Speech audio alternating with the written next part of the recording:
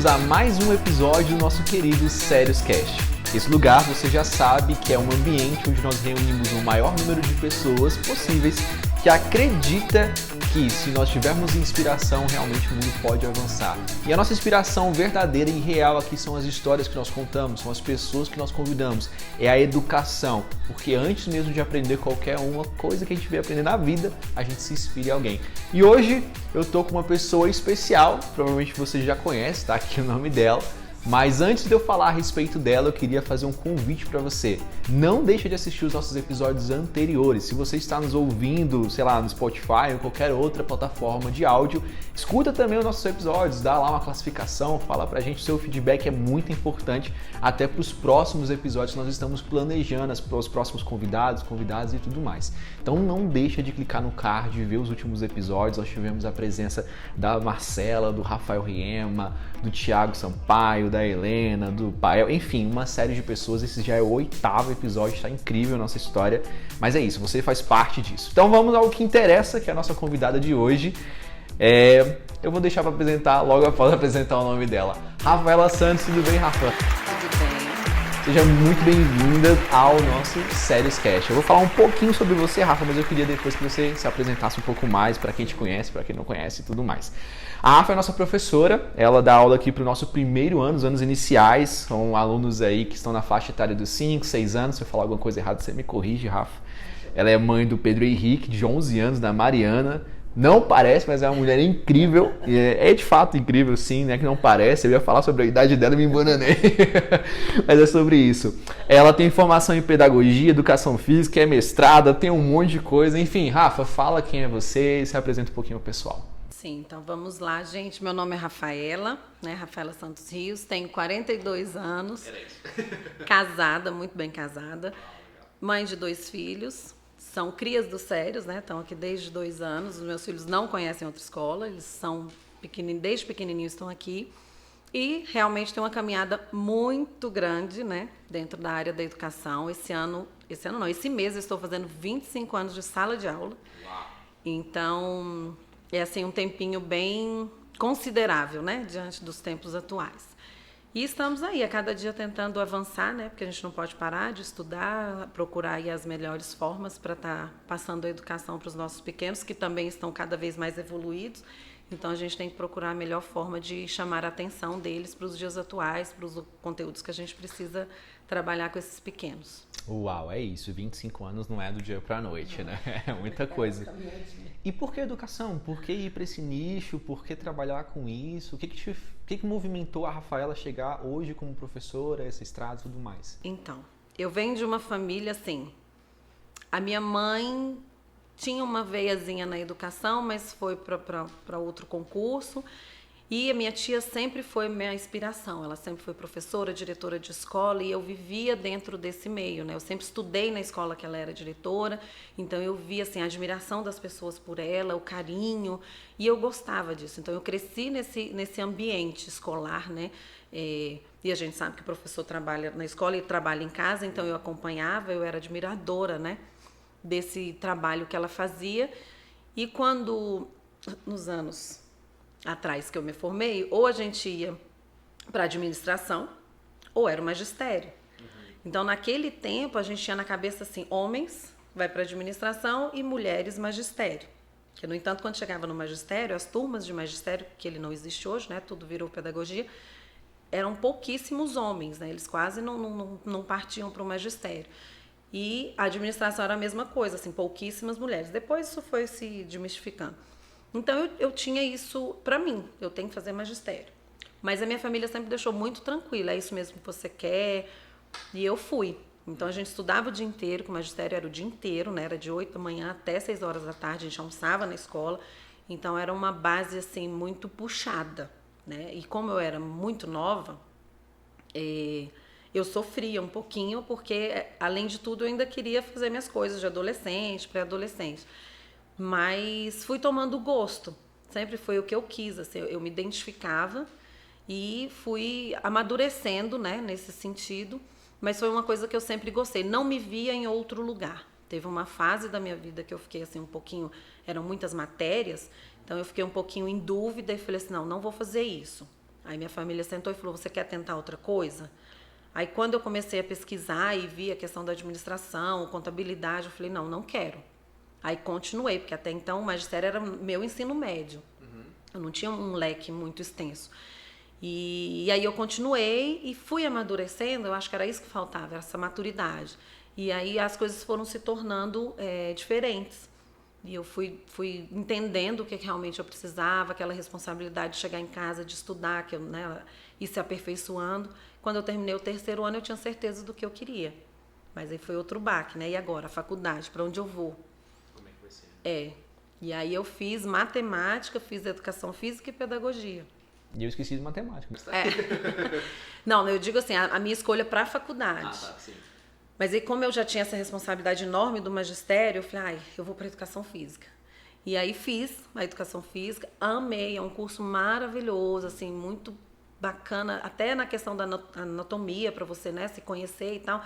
Então eu fiz, assim, tudo que eu tinha que ter feito, né? Tinham várias atividades e comecei a exercer a educação física, mas não me adaptei. Aí fui pro lado da natação, não era isso que eu queria, fui pro lado da quadra mesmo, também não me identifiquei, e todo mundo, Rafaela, mas é muito gostoso. Eu não gostava, meu negócio era sala de aula. Porque quando eu terminei o terceiro ano, eu já saí com 17 anos para a sala de aula. Então eu trabalhava o dia inteiro e faculdade à noite. Quando eu cheguei num determinado ponto da faculdade que a gente já podia exercer também a educação física, aí eu trabalhava de manhã com a sala de aula, trabalhava à tarde com a educação física e finalizava o curso à noite de educação física. Então eu testei todos os pontos e fui para todos os cursos da área de educação física, mas eu não conseguia, assim, trilhar uma carreira e falar, o que eu vou fazer? Abrir uma academia? Não. Eu vou dar aula para crianças de natação? Também não. Então eu não consegui me encontrar. Então eu passei 1 ano, 2 anos nessa dúvida e precisava trabalhar, né? Aquela questão de comprar carro, independência. Nunca parei, mas não consegui me identificar. E quando eu peguei minha primeira turminha de alfabetização, aí pronto, aí eu trabalhava de manhã na mesma escola com educação física, dava aula de maternalzinho ao ensino médio e à tarde eu tinha uma turminha de alfabetização. Aí era o meu sonho ali, pronto. E nunca mais parei. Tô dentro de sala de aula e todo mundo fala, mas dá muito trabalho, vai... Não, é isso que eu quero. Aí eu larguei a educação física com o tempo. Em algumas escolas que eu trabalhava, todo mundo, ela... Põe a Rafaela, ela é formada em educação física. Eu, não, posso ajudar no que for, me deixa quieto na sala de aula. Aí foi quando surgiu a oportunidade de fazer a pedagogia, né? Porque o magistério era pedagogia. E teve uma época que a gente não ia poder mais ficar dentro de sala de aula se não tivesse o diploma de pedagogia. Aí eu tive que entrar para a faculdade, fazer o resto dos créditos para formar em pedagogia. Aí eu finalizei também a pedagogia para poder ficar segura dentro de sala de aula. E assim foi a caminhada. Uau! E quando foi essa virada? Você vai para um lugar, eu acho legal essa história, sabe? Esse ponto de, cara, eu testei realmente algo que eu não queria fazer. Embora eu sei que existam possibilidades, etc e tal, mas eu estive ali e agora eu gosto do que eu faço, eu amo o que eu faço. Como é que foi essa diferença quando você percebeu que você estava na sala de aula de alfabetização e tudo mais, você amava fazer aquilo, para a diferença de uma quadra, para uma piscina, algo nesse sentido? Qual era essa virada aí, com a chave? Eu sempre tive para mim assim... Quando eu dava aula de educação física, era uma coisa assim, eu gosto muito de coordenar determinadas ações. Então, na educação física, eu tinha isso. Tem um evento do aniversário da escola, então vamos organizar o evento. Então, eu gostava, né, de organizar, ensaiar aluno, eu sempre gostei desse lado. Mas essa questão do contato professor-aluno, na educação física, eu sentia assim, que não eram meus. Eu estava ali com eles 45 minutos. E aí dava minha aula, você marca de alguma forma, né? Porque ainda mais a educação física, que eles amam a matéria. Mas eles não são seus, eles passam por você, né? E a sala de aula, eles são seus. É de janeiro a dezembro aquela criança e você vai vendo o desenvolvimento da criança, você vai vendo o dia que ela não está bem. E isso foi me encantando, assim. Eu falava, gente, quando eu entrei na alfabetização, eu não sabia nada, eu fui seguindo o livro. Né? E aí fui estudando e fazendo um curso aqui. Como eu tinha minha tia que era da área da educação, eu perguntava como que é isso, como é aquilo, que era muito diferente de hoje, né? E aí eu pegava a criança que não sabia escrever o nome. E aí uma letrinha que você falava assim, não é assim, ela aprendia, eu falava, nossa. Aí depois ela já estava aprendendo mais coisas e no final do ano, de repente, ela estava lendo. Eu falei, é isso aqui que eu quero. A criança entra de um jeito e sai de outro. Não que em outras turmas também isso não aconteça. Claro que acontece, a criança vai amadurecendo, você vai vendo até na maneira da criança falar, né? Que ela vai realmente tendo um repertório maior. Mas a alfabetização é o concreto. Você vê uma criança que de repente só tem uma garatuja de desenho, no final do ano está com uma cena complexa, entra com uma caixa alta totalmente insegura, com um traçado às vezes errado e sai com uma letra cursiva redondinha. Então você vê na prática o que você aplicou. Então eu apaixonei. A minha primeira turma de alfabetização que eu peguei, eu falei, é isso que eu quero. Era para mim, né? É esse desenvolvimento global meu. E não só o passar ali de 45 minutos, cobrir uma falta de um professor porque antigamente era assim. Hoje, os professores de educação física, eles trabalham de N formas. Aqui no SERES, por exemplo, tem educação física, tem esportes. Na minha época não tinha, né? Era uma recreação, era totalmente diferente. E isso para mim era muito vazio, né? E aí eu precisava de uma coisa minha. Aí foi quando eu falei, eu quero uma turma só para mim. Aí eu larguei mesmo a educação física e fui trabalhar o dia inteiro dentro de sala de aula. Na época a gente não tinha essa noção de escola integral, né? Era realmente dois horários em duas escolas diferentes, ou na mesma escola com duas turmas diferentes. E eu me encontrei. E nunca mais parei, e só fui me especializando. E fui ficando, e aí a gente foi só mudando os paradigmas da educação, que as coisas vão avançando e a gente tem que acompanhar. E como é que foi esse primeiro período, né, que você falou que foi bem difícil, mas que você foi evoluindo, crescendo e tudo mais? Existe alguma memória dessa fase que você fala, caramba, se eu não tivesse passado por aquilo, provavelmente hoje eu não estaria nesse lugar? Eu digo nesse sentido assim, você amou a alfabetização, ama essa questão de acompanhamento. Se eu pudesse traduzir, talvez, tá? Não significa, mas a Rafaela, uma palavra seria acompanhamento, né? Esse acompanhamento de ver a pessoa que saiu de um estágio A para o ponto B. Eu acho que isso brilha teus olhos, pelo menos a forma como você fala transmite isso. Mas como é que foi esse primeiro período? Porque quem nos acompanha, que nem a gente estava conversando um pouco antes, acha que a alfabetização, pelo menos talvez seja uma ideia de alguns pais, talvez de uma pessoa até que está nos assistindo, que a alfabetização vai acontecer em um período só da nossa vida, né? Vai entrar naquela série e vai terminar ali no final do ano. E não é assim que funciona. Como é que foi para você, como professora, primeiro lidar com isso e como que você traduz hoje em dia com uma visão bem mais completa, mais madura, essa realidade? Porque hoje você já tem um arsenal muito maior para poder explicar, olha, não só com a minha experiência, mas etc e tal, eu consigo dizer para você que precisa de um tempo a mais. Então, minha pergunta gira em torno disso. Como foi o primeiro impacto e como você consegue explicar isso hoje no seu dia a dia? Antigamente, a alfabetização era vista assim, meu filho vai aprender a ler, né? Meu filho vai ler. Então, era isso. Esse rótulo era carregado aí por esse peso pra gente, enquanto professor. Meu filho vai sair daqui lendo. E para as crianças, esse ano eu preciso ler. E os pais geravam essa expectativa e às vezes passava essa ansiedade para as crianças e isso atrapalhava um pouquinho. Mas antigamente o ensino era muito tradicional, né? Era muito assim, cartilhas e aquela questão de estudar letrinha mesmo na sequência, né? Do A até o Z. Essa semana é letrinha A, essa semana é letrinha B. E a gente tinha um cronograma para seguir. E tinha criança que adaptava e tinha criança que não adaptava. Tinha criança que lia e tinha criança que não lia. Sim. E com a evolução dos estudos e até da própria maturidade, digo até da população mesmo, né? Assim, as coisas foram desenvolvendo e as mídias foram chegando e as informações também foram agregando, que a gente conseguiu avançar nesse aspecto. Então hoje a gente entende que a alfabetização ela se inicia quando a criança nasce, porque a mãe está ali lendo, né, para a criança, e a gente sabe que tem todo um contexto, a mãe está lendo uma revista, a criança está observando, e aí a gente sabe hoje que tem esses segmentos desse processo. Tem criança que lê com 4 anos, tem criança que lê com 5 anos, né, e tudo bem. Só que a alfabetização não é só isso, a alfabetização não é só o ler. Hoje a gente sabe que tem todo um contexto por trás, que as crianças, além de ler, elas precisam conhecer realmente os gêneros textuais e aplicar no dia a dia. Para que serve uma receita? Para que serve uma bula de remédio? Para que serve uma música? Para que serve uma poesia? Então, esse trabalho é muito global dentro da alfabetização. Então, hoje a gente sabe que a alfabetização tem um início, mas o fim vai dar lá no final dos anos iniciais, com o 5º, e ainda chega no 6º ano, às vezes precisando dar uma revisada em algumas coisas de leitura e interpretação. Mas realmente, com 5 a completar 6 anos, a alfabetização se concretiza porque as crianças têm uma maturidade, né? As crianças estão ali mais com uma atenção mais centrada, elas podem receber digamos assim, uma bagagem de conteúdo de uma forma mais apropriada para a leitura e para a escrita surgir. Então a gente inicia esse trabalho assim bem lúdico, porque são crianças, né, com 5 anos, que estão vindo de um infantil 5, onde eles brincam bastante, é muito repertoriada essa questão desse acompanhamento mais lúdico.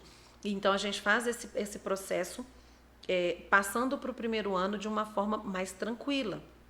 Então a gente constrói com eles esses combinados e no final do ano eles precisam estar maduros para ir para um segundo ano de muitos livros, provas. Então é uma coisa crescente e eu falo que dinâmica, né? Eles não têm uma linha tênue, a gente sempre está em formação de alguma coisa. A gente começa a revisar o alfabeto, aí depois eles já começam a escrever as palavrinhas. Aí quando... então terminou com as palavrinhas? Não. Aí vem a formação de frases, que eles precisam compreender que a frase é composta de mais de uma palavrinha. Quando eles sistematizam ali as frases, aí tem a produção de texto, que aí tem que ter uma coerência no que eles estão falando, de início, meio e fim. Quando eles acham que se nós estamos escrevendo os textos, a gente introduz a letra cursiva, que é uma habilidade muito maior. Então, assim, é uma coisa crescente e que não tem fim. E hoje a gente entende que não é qualquer coisa que as crianças aceitam. Então, a gente tem que estar em constante pesquisa. Porque antigamente, eu fui alfabetizada assim, a gatinha é branca, a gatinha é da Lili, né? Aquelas frasezinhas de 3 linhas. No máximo. Pronto, ainda tinha interpretação em cima daquilo ali. Hoje não. Hoje as crianças pegam texto de jornal, né? De revistas. Então, eles trazem pra gente muito. A gente tem em sala a hora da curiosidade, eles trazem coisas assim que tem hora que a gente tem que falar. A professora não sabe disso aqui agora. Eu vou estudar e nós vamos conversar sobre isso amanhã. Porque eles trazem informações riquíssimas, eles têm acesso. Então, a gente não pode parar no tempo. No meu caso, eu não podia parar no tempo que eu iniciei, que era tudo muito lindo. Era uma musiquinha, eles ficavam encantados, as historinhas lá dos palhacinhos, tudo chamava atenção. Hoje não. Hoje eles têm acesso a variadas coisas que, se eu não consigo ultrapassar, a casa deles é mais importante do que a escola, está mais atrativo lá em casa do que a escola. É interessante ficar como professora. Não é o dia inteiro, né? Ainda tem o diferencial da escola ser integral. Então eu tenho realmente que estudar vários meios e todo ano, porque cada turma é de um jeito, né? E tá atendendo a demanda deles daquele ano. Então, cada turma é uma turma, cada aluno é um aluno. Essa semana eu fiz na minha turma uma experiência com umas bolinhas e eles estão maravilhados, porque são aquelas bolinhas que colocam na água. Então, eu mostrei o pacotinho, falei, quem sabe quantas bolinhas tem dentro desse pacotinho? Passei o pacotinho. Aí cada um colocou no papel quantas bolinhas eles achavam. Criança colocou 150, 100, criança colocou 2. E aí eu coloquei na água e falei, amanhã nós vamos contar as bolinhas. Aí eles foram para casa, encantados e loucos querendo as bolinhas.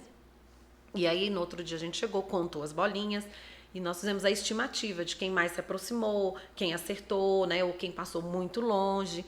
Então, assim, tem que estar o tempo inteiro atraindo a atenção e a curiosidade dessas crianças para as novidades do mundo, né? E agora eles estão encantados porque eu falei que eles vão levar as bolinhas para casa, eu vou dar um saquinho para cada, e eles vão levar para casa para fazer com os pais. Então eles ficam o tempo inteiro assim, querendo mais, né? Porque as nossas crianças são assim de hoje em dia. E é uma geração que o estímulo é constante, o acesso à informação não é como o nosso, é constante, ele abre a tela e pronto. Então, há um mundo, uma possibilidade. Depois da pandemia, né? Mais ainda. E como é que tem sido esse processo agora com a pandemia e quase terminando entre aspas, mas como é que tem sido esse processo de alfabetização agora? Nós sofremos muito, né, com a pandemia. As alfabetizadoras ainda mais, porque as meninas das outras turmas, né, elas têm o livro, elas têm aquele conteúdo a ser dado. E os pais, de repente, se tornaram professores e pegava ali um conteúdo e tinha que sentar com a criança e fazer esse papel da professora, né, junto com a professora que estava online. A alfabetização é complicado, porque cada pai foi alfabetizado de um jeito. Como que eu ia transferir a minha responsabilidade para dentro da casa? Então a gente sofreu demais para se adequar. Eu tive muito medo de não conseguir alfabetizar a turma na época, né, do início mesmo da pandemia. Eu falei, gente, como vai ser isso? Porque o nosso trabalho, principalmente aqui no Sérios, é muito individualizado. Sim. E é muito mediado. A gente está o tempo inteiro do lado da criança. A gente precisa lidar com o erro, porque a gente tem que ter um jeitinho de dizer para a criança, olha, vamos fazer diferente, faltou uma letrinha, a gente não fala que está errado. Né? A gente tem esse olhar carinhoso para a criança não se frustrar no sentido de eu não dou conta de fazer nada. Não se diz suficiente, né? Pronto. E quando isso foi para casa, a gente se deparou com o conteúdo que tinha que ser dado, com tudo, né? Mas ensinar esse processo para os pais. Né? Porque o pai tinha que entender que a criança tinha que construir e que não foi do jeito que ele aprendeu. Porque, por exemplo, se eu vou estudar fração com meu filho, a minha tendência é ensinar como eu aprendi, que também hoje em dia não vale nada, porque hoje as coisas evoluíram, né? É totalmente diferente. E a alfabetização é assim. Então, nós passamos por esse período pedindo para os pais, deixa que a gente vai fazer e o que a gente precisar a gente vai pedindo para vocês. Então, as nossas aulas eram extremamente lúdicas, né? E foi um processo muito, assim, digamos, sofrido para todo mundo. Para os alunos, que era muito tempo de tela, para os pais, porque de repente eles se deparavam com situação que não dava conta de fazer. E para a gente, porque era todo dia se reinventando, porque não era qualquer coisa que chamava a atenção deles. A faixa etária deles, as meninas da educação infantil conseguiram agregar ali um horário, ajustar. A gente precisava cumprir a grade do integral. Então, não era qualquer coisa que a gente conseguia atrair a atenção deles. Então, a gente fez tanta atividade, assim, de estourar balão, de chamar atenção, para ver se a gente conseguia atrair a atenção mesmo, para ver se eles conseguiam colocar para o papel que a gente estava expressando. E, graças a Deus, foi uma turma que se alfabetizou, saiu todo mundo lendo e escrevendo. Né? Claro que lacunas tiveram, porque tem a questão do caderno, que a gente está ali pertinho, das margens, enfim. Mas são coisas que a gente consegue reparar nos anos posteriores. Né? Mas foi um processo assim que a gente identifica hoje. Com essas turmas da pandemia, a gente ficou limitado, né, com determinados objetivos, mas que eram objetivos que a gente ia conseguir suprir no segundo, no terceiro ano, porque ia dar sequência.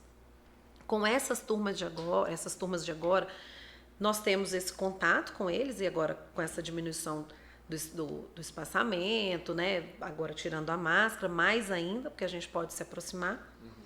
Mas tem outras lacunas que a gente está precisando preencher. Né? Assim, eu tenho esse contato com eles, essa mediação individual, isso aí a gente retomou e a gente fica feliz, né? Porque a gente está podendo contribuir. Mas a todo momento eu preciso voltar em objetivos, em pré-requisitos que eram de anos anteriores, com 4, 5 anos, para a gente continuar essa base da alfabetização. Então, esse lado emocional da criança a gente está lidando muito agora. O compartilhar para eles ainda está sendo muito difícil, porque conviveram muito em casa com os familiares, o amiguinho geralmente eram os irmãos, né? Então, esse brincar, né? O dividir. Então, tudo isso a gente está precisando retomar com essas crianças agora, pós-pandemia. Né? Uma coisa bem lenta, né? Para eles não se sentirem também impressionados. Uma coisa que foi gritante, por exemplo, aqui no Sérios, o ano passado, a minha turma não teve contato com o restaurante, porque eles almoçavam em sala, por conta do contato, do tirar máscara. Então, esse ano, eu percebo eles lá no restaurante, agora não que eles já estão mais inseridos, mas no início era bonitinho, assim, era novidade, eles não sabiam. Né? Porque vai chegar, os meus alunos de hoje, do primeiro ano, eles já sobem, eles vão para o restaurante, né? Eles já sabem esse trajeto. Os do ano passado não tiveram esse contato. Então, assim, tudo isso a gente vai trabalhando e resgatando o que poderia ter sido feito durante a pandemia, né?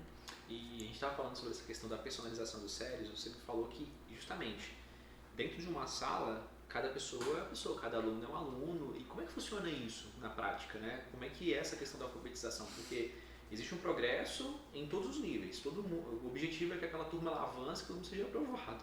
Mas, como é que funciona no individual? Como é que você percebe, como é que você faz esse filtro? Isso. É um diferencial, né, da nossa escola, exatamente essa individualização. É claro que dentro de uma turma até o ensino médio, a gente sabe que tem criança que gosta de ler, tem criança que gosta mais da matemática. Então, a gente vai lidando com isso. São seres e seres bem diferentes um do outro. Mas na alfabetização isso aparece muito, né? Porque eu tenho dentro da mesma turma crianças que leem. Tenho dentro da mesma turma crianças que leem muito. E tenho dentro da mesma turma crianças que não conhecem o alfabeto. Então, a gente tem esse diferencial aqui no Sérios porque a gente faz atividade diferenciada. Nos 15 primeiros dias, 20 primeiros dias do ano, a gente está no período de sondagem. Eu observo como as crianças estão, né? Acompanho dentro do objetivo que é esperado para o início do ano. Reconhecimento das letrinhas do alfabeto, a escrita dos números, como que a criança está pegando no lápis, como que a criança está se desenvolvendo em determinada atividade, se ela consegue copiar um trechinho do quadro. Então, tudo isso a gente consegue observar nesses 15 primeiros 20 15 dias no início do ano. E aí, depois disso, a gente começa a fazer o nosso investimento.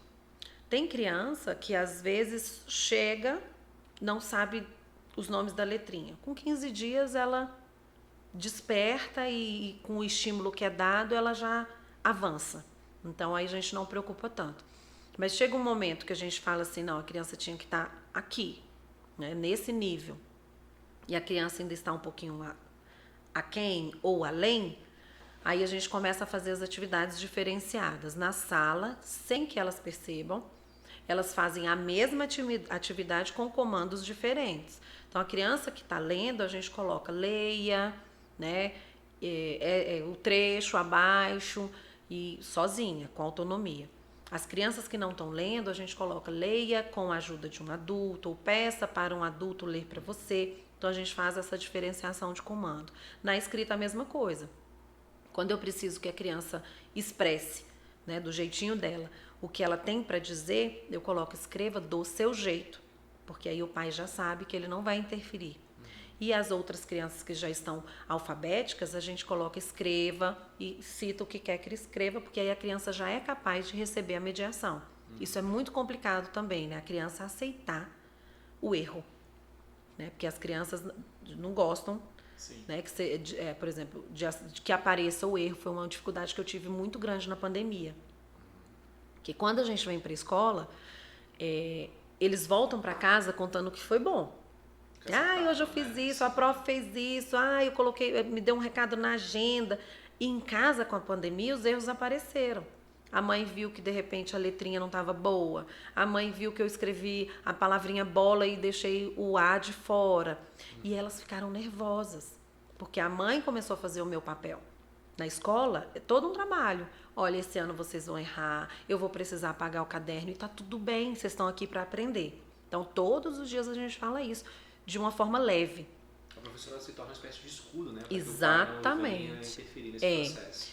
Eles têm muito medo no início do ano, quando eu falo assim, vamos escrever a palavrinha, hoje nós vamos, por exemplo, passou o carnaval, vamos fazer uma lista, porque a gente trabalha vários gêneros textuais. E o primeiro é a lista, porque a lista é mais fácil. Então, a gente trabalha a função de uma lista. Vamos listar o que vocês gostariam de comprar no mercado. Vamos listar o que é mais importante na sua casa. Vamos listar os brinquedos que vocês gostariam de ganhar. Então, a gente trabalha a função de uma lista, eles começam a escrever a lista de tudo. Como é mais fácil a lista, porque são palavrinhas, a gente trabalha muito esse gênero no início do ano. E aí, eles começam a soltar, né, várias formas de escrita. E muitos choram e falam, eu não dou conta, eu vou errar, então tem aquela segurança que a professora tem que dar aquele colo. Falar, tá tudo bem. Qual a letrinha que veio na sua cabeça? O D, às vezes nem é o D. Então coloca o D. Então a gente vai deixando. Eu não apago, eu não coloco certo ou errado, eu só escrevo lá, escrita espontânea, sem mediação. Quando a criança vai avançando, ela vai entendendo os sonzinhos das letras, ela vai, então, não, é essa letrinha, né? Aí ela vai organizando a escrita na cabecinha e passando para o papel, aí eu começo a fazer interferência.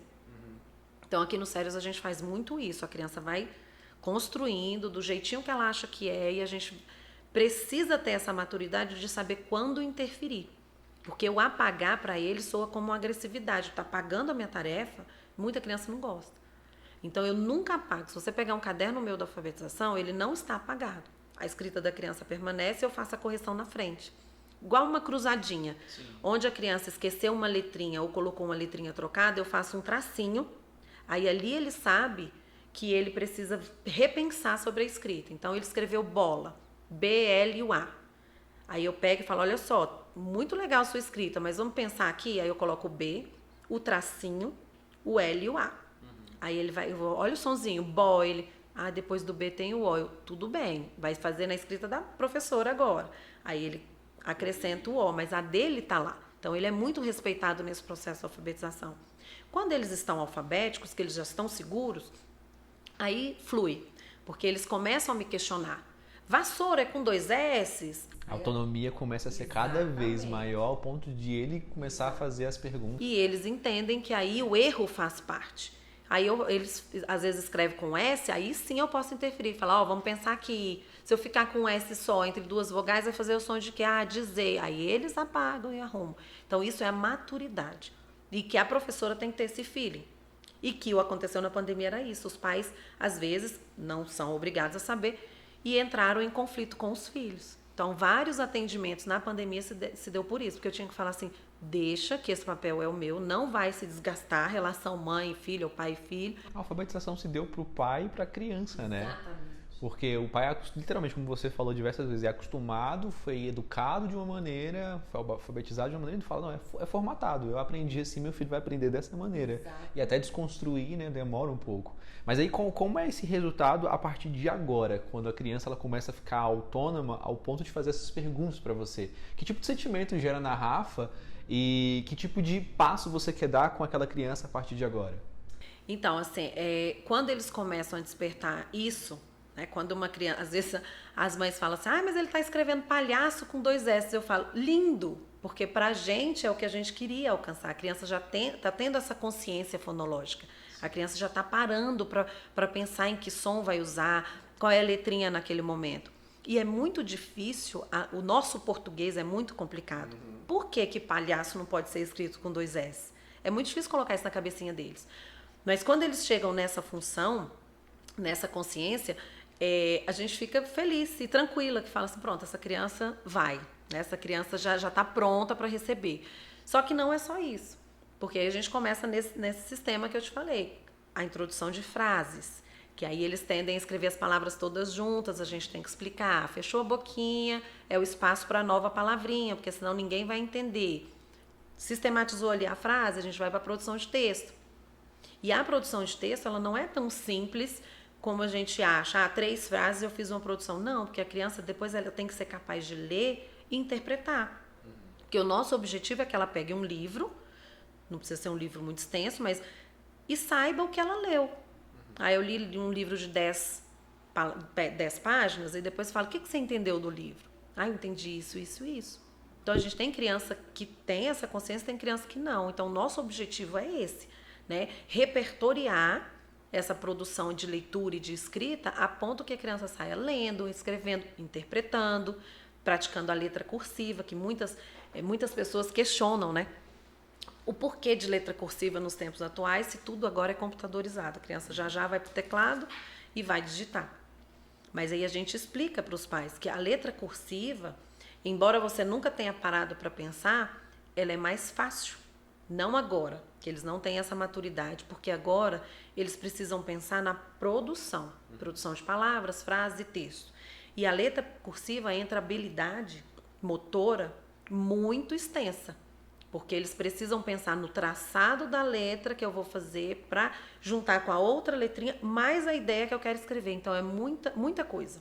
Então a gente primeiro alfabetiza, a hora que está ali sistematizado a alfabetização, a criança já sabe o que é o início, o meio e o fim de uma história, a gente passa para a letra cursiva, que ele vai passar essa história agora para a letra cursiva. E aqui no Sérios a gente combina o ano com Escrevendo como Gente Grande, que eles lançam. Eles lançam um livrinho, né, com a história, eles ficam bem felizes assim com a produção, porque a historinha deles tá ali consumada num livro que foi editado, como os livros que ficam na estante, né, lá na sala. Então, é todo esse processo que eles vão vivenciando e pra gente não tem prazer maior. Quando chega no ano que você fala, nossa, é isso aí. E quando chega no segundo ano, que eu brinco muito com os meus, né? Eu tenho um aluno que já saiu aí do 3º ano aqui, e aí eu falo assim, eu vou lá ver os cadernos, vou ver a produção, né? Pra eu saber se o que a gente planta está sendo repertoriado nos anos seguintes, porque às vezes eles vão, né? Ah, a professora não está aqui mais para ficar cobrando, eu vou testar aqui para ver se escrever menos ou escrever de qualquer jeito vai dar um jeitinho. Mas como sérios a gente tem um trabalho bem amarradinho e cada um na sua sequência, né, nas turmas, então as coisas vão fluindo muito bem. É um caminho literalmente de mestre, né? Você dá a passagem, você ensina, mas você sabe o momento exato de interferir. Rafa, nós temos falado muito no Sérios a respeito de experiências e memoráveis, etc. E é notório na tua fala que você conhece esse mundo, sabe, ama fazer isso. Se a gente pudesse ir para o lado um pouco mais emocional, não no sentido de choro, nada disso, não é puro sentimentalismo, não é isso, mas algo que te marcou nesses anos dentro de sala de aula, que envolve tudo isso que você tem me falado. Qual foi a experiência memorável da Rafaela dentro dos Sérios? Olha, eu tenho tantas experiências memoráveis aqui. Assim, cada ano é um ano. Né? Assim, se eu fosse listar assim, dos anos que eu estou aqui nos Sérios, cada ano eu tenho uma história para deixar registrada. Cada aluno traz a sua bagagem, cada aluno tem a sua relação, né, com os professores, eles vão criando. Mas realmente o ano de pandemia, eu nunca esperei que isso fosse, que eu fosse passar por isso. Eu nunca imaginei, assim, se você me falar assim, o que é de maior que você poderia imaginar? Eu nunca me vi numa situação dessa, de ter que me distanciar das crianças, que a gente está aqui o tempo inteiro com eles, aí de repente a criança não está bem, você vê que a criança não está bem, você tem como ir atrás, saber por quê, né? E de repente você recebe uma notícia de 15, não, é só 15 dias em casa. Aí o primeiro momento e sentimento foi, nossa, umas férias, um descanso em pleno mês de março, tal dia a gente volta. E não foi acontecendo isso. Então a gente foi se reestruturando, o que eu vou fazer e agora... Então, assim, foi desesperador. Então, uma experiência negativa, né, assim, depois as coisas foram... A gente foi analisando e foi falando, não, tá tudo bem, todo mundo tá bem, e foi dando graças a Deus por a gente ter tido essa oportunidade, de repente, de se distanciar mesmo, né, de olhar para os nossos, enfim. E hoje a gente faz essa autoanálise. Mas uma experiência nesse ponto, dentro da educação, foi isso. De você não conseguir alcançar ali aquele serzinho que estava do lado de lá da tela para poder fazer o que eu sempre fiz. Né? Eu detectava a dificuldade da criança e do lado de cá eu não conseguia ajudar. Né? Porque a gente teve esse impasse. E a gente tentava orientar. Olha, é só isso. Para mim é fácil. Né? Para mim eu falo, nossa, é só isso. Eu só preciso fazer isso. Mas não tinha como, porque eu estava do lado de cá. E a criança do lado de lá com a família. Então, uma experiência assim realmente que não foi legal foi essa. Mas uma experiência que eu posso citar também, assim, que marca a minha trajetória dos Sérios e que é uma coisa que eu levo bastante, que eu acordo todos os dias feliz por estar vindo para cá, realmente é tudo que a escola oferece e por saber que os meus filhos estão aqui e além de eu ser professora e mãe, eu vivencio tudo isso em casa, porque quando eu chego em casa, eu vivo Sérios em casa. Né? Porque eu acompanho o estudo lá no 4º ano da Mariana, com a professora Isabelle. Agora o Pedro Henrique no 6º ano, que é um universo que eu não conheço.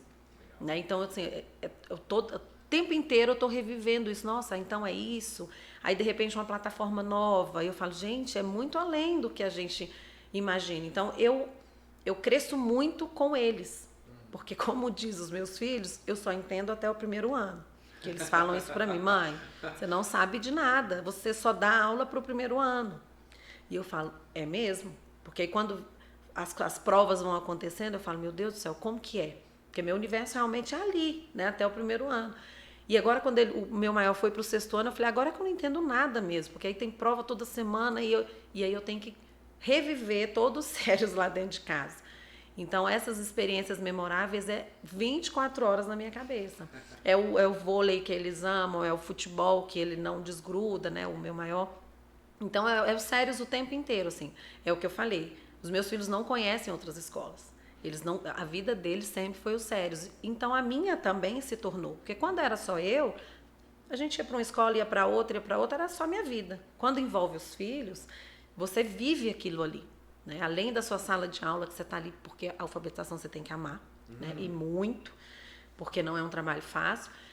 Então é o tempo inteiro, a minha cabeça é o tempo inteiro sérios, é o tempo inteiro o que eu vou fazer. Às vezes a gente está, hoje por exemplo, de manhã, eu estou em casa e a gente fica o tempo inteiro, o que eu posso fazer, o que eu posso levar? E a cabeça não desliga que você queria estar aqui. Então é uma paixão mesmo, você trabalha por paixão. Né? Fora a equipe que é maravilhosa, as professoras também, a gente tem uma relação muito boa. E então é muito fácil trabalhar assim, né? A gente trabalha mesmo por prazer, não é obrigada, lá vai eu trabalhar. E você não fica naquela coisa maçante. Você entra para dentro de sala com um sorriso no rosto e querendo contribuir, e põe o menino no colo, né, para ver o que está acontecendo. E assim vai, e as coisas vão fluindo. Rafa é extensão, Rafa é isso, Rafa tá com os pequenos, tá com grandes, os filhos crescendo e as memórias sendo construídas. Rafa, eu queria ter muito mais tempo de poder conversar, não só sobre a sua especialização, mas sobre a sua história, etc e tal. Te agradecer pelo seu tempo, de verdade, acrescentou muito pra mim, eu acredito que pra quem está nos assistindo também foi incrível. Rafa tá aqui de segunda a sexta, se você quiser um dia poder conversar com ela, saber um pouco mais da história dela, saber como ela organiza a sala de aula, etc e tal, é completamente acessível, né, Rafa, tá aqui. Então, muito obrigado pelo seu tempo, tá? Pra gente foi muito bom te agradecer. E pra você que está aí do nosso lado, não deixe de acompanhar os outros episódios. Estamos aqui sempre batendo nessa tecla porque é importante. Lembre-se sempre que o Sérios Cast é um lugar que nós vamos mudar aí no mundo com experiências memoráveis, tá bom? Muito obrigado, até a próxima, até o próximo episódio. Até mais, tchau, tchau.